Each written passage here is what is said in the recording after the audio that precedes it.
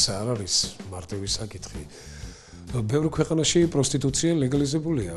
მაგალითად, მე რომ ვიყავი ამსტერდამში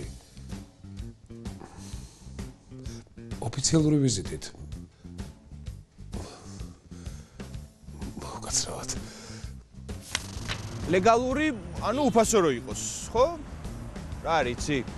ჩემი აზრით, კაცი თუ ხარ, ქალში ფული არ უნდა გადაიხადო. ნუ ბევრი რა. არა და არა. ლეგალიზაცია ნიშნავს, რომ შესაბამისი აქტის შემდეგ ეს კურტიზანი ქალბატონი გამოწერს ჩეკს და გადაიხდის საშემოსავლოს.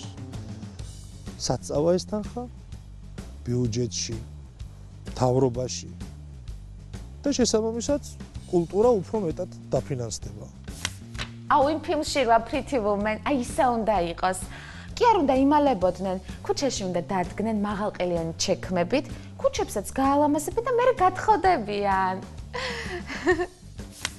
შვილო, ისედაც ორი პარასკევი მაქვს დარჩენილი.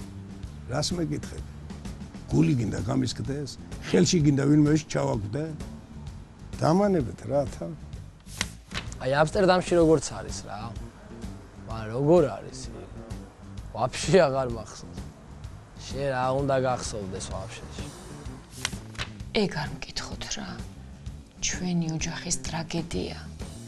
აი მაგის გამო ჩემს მულს დღემდე არ ველაპარაკებით, არც მე და არც ნუგზარი.